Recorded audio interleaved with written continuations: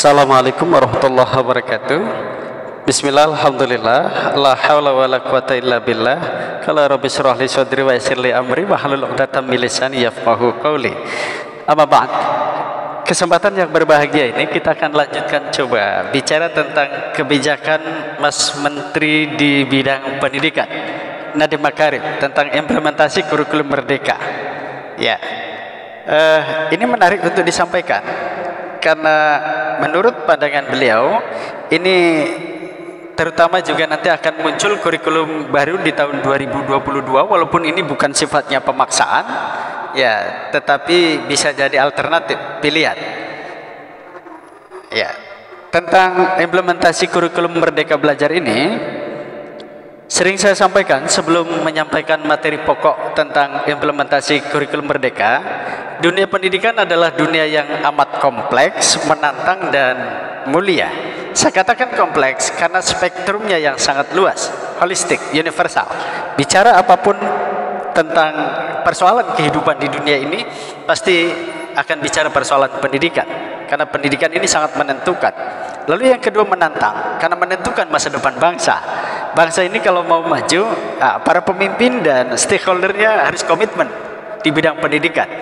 Ya, itu juga pernah dilakukan oleh pemimpin ya, Kaisar Jepang ketika hancur lebur dibom oleh sekutu, yang dipertanyakan oleh Kaisar, masih ada berapa sisa guru yang masih hidup. Itu artinya sangat penting bicara persoalan pendidikan. Mulia karena memanusiakan manusia. Manusia bisa jadi manusia karena bergaul dengan manusia, dan memanusiakan manusia yang paling efektif adalah melalui lembaga pendidikan. Pertanyaan untuk pendidik dan siswa kita di abad 21 ini, ya, ada beberapa hal yang menarik, penting untuk menjadi otokritik kita. Misalnya, ketika dipertanyakan, siapa yang lebih menarik untuk menyampaikan materi? Internet, guru, atau dosen?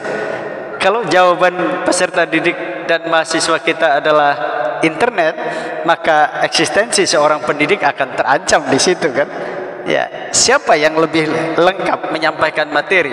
Internet, guru, atau dosen? Lagi-lagi kalau jawabannya internet, maka peran kita tentu harus dipertanyakan ya. Itu kenapa kemudian kalau kita menyampaikan materi biasa-biasa saja akan digantikan oleh peran internet. Di situ kemudian kita harus mulai dengan pendekatan pembelajaran yang merangsang berpikir peserta didik kita dengan pendekatan high order thinking skill itu. Ya, belajar harus menyenangkan, merdeka, tanpa harus dibebani oleh nilai atau skor ya. Saya kira memang nilai penting, skor itu penting, tapi jauh lebih penting dari itu semua adalah bagaimana membangun soft skill peserta didik kita supaya kemudian mereka sukses. Karena kesuksesan tidak hanya ditentukan oleh angka-angka. Berkali-kali saya sampaikan bahwa sejatinya tidak ada anak yang bodoh itu.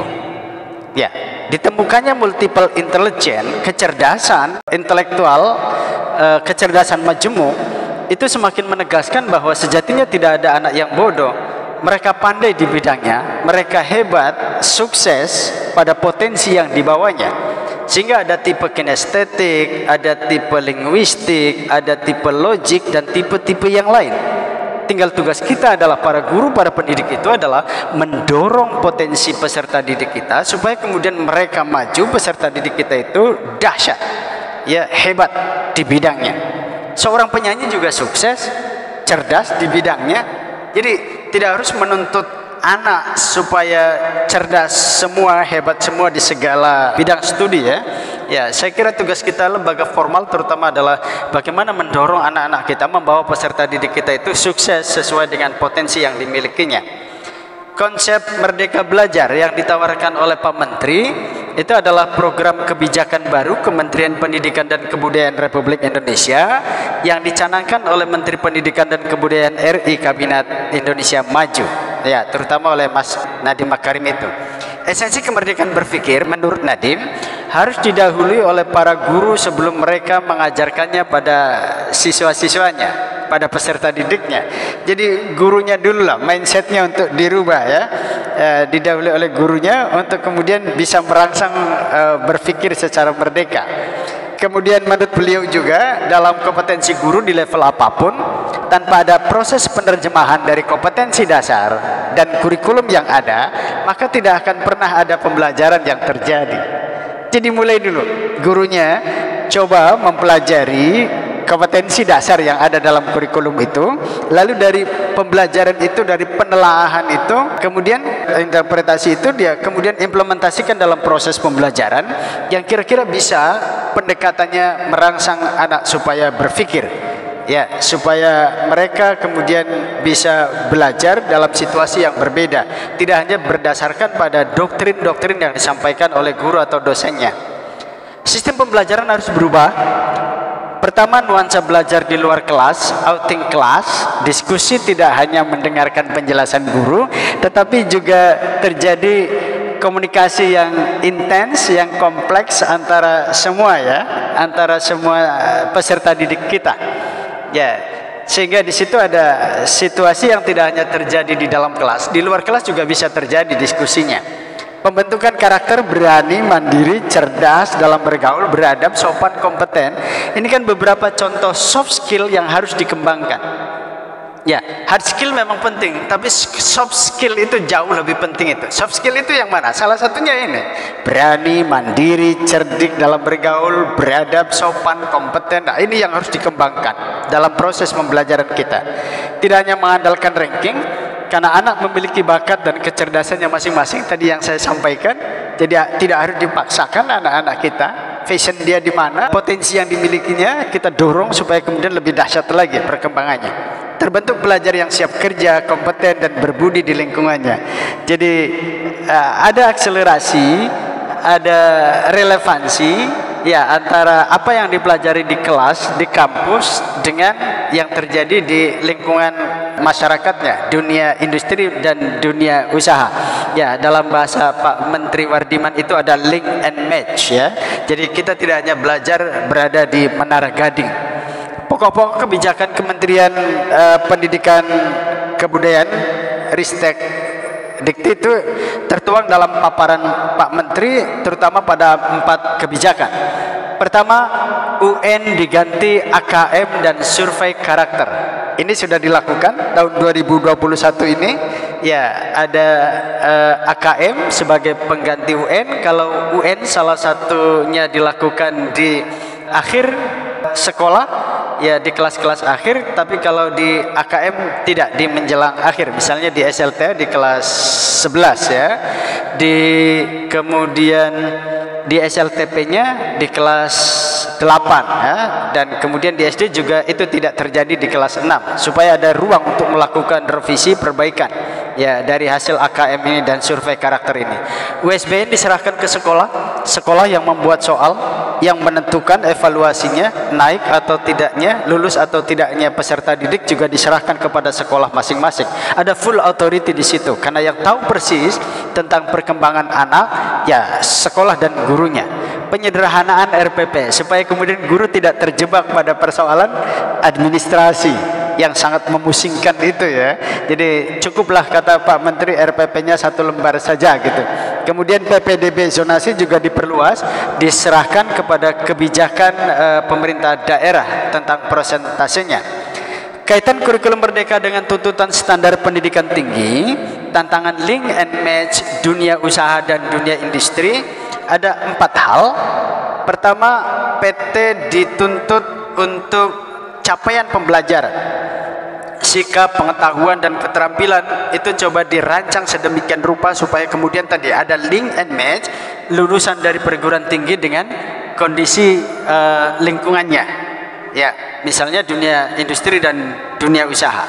Lalu yang kedua, perguruan tinggi yang otonom dan fleksibel, belajar yang inovatif, tidak mengekang dan sesuai kebutuhan mahasiswa.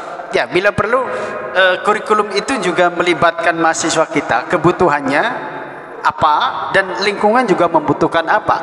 Seperti di Cina itu, dunia usaha menitipkan kurikulum kepada perguruan tinggi yang ada di area itu, di daerah itu, sehingga harapannya lulusan dari perguruan tinggi bisa diserap di dunia kerja.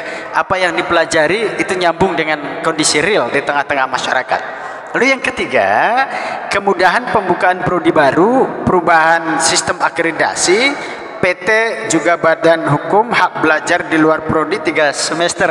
Ini memang hak mahasiswa ya. Kalau perguruan tingginya sudah siap, nah, nanti mereka belajar tidak hanya di prodinya, tapi bisa juga lintas prodi 3 semester itu. Bahkan juga di lintas perguruan tinggi. Ya, tinggal nanti seperti nanti yang akan jelaskan ekuivalensi SKS-nya bisa dihitung. Keempat, perwujudan student center. Ya, semua berpusat pembelajaran itu kepada siswa, kepada mahasiswa. Tidak lagi satu-satunya sumber belajar itu kepada dosen atau guru-gurunya. Harapan Merdeka Belajar dan Kampus Merdeka itu, program ini diharapkan akan mendatangkan suasana baru bagi pelajar di Indonesia agar lebih siap dan sigap saat lulus dari sebuah perguruan tinggi. Ya, tentu ini landasan regulasinya adalah pada Permendikbud nomor 3 tahun 2020 tentang Standar Nasional Pendidikan Tinggi dalam melakukan ekuivalensi mata kuliah dan konversi nilai. Nanti bagaimana mengkonversinya kita coba bahas ya berikutnya. Baik, ini sinergi kurikulum dan ekuivalensi Merdeka Belajar dan Kampus Merdeka. Misalnya satu, kegiatan magang.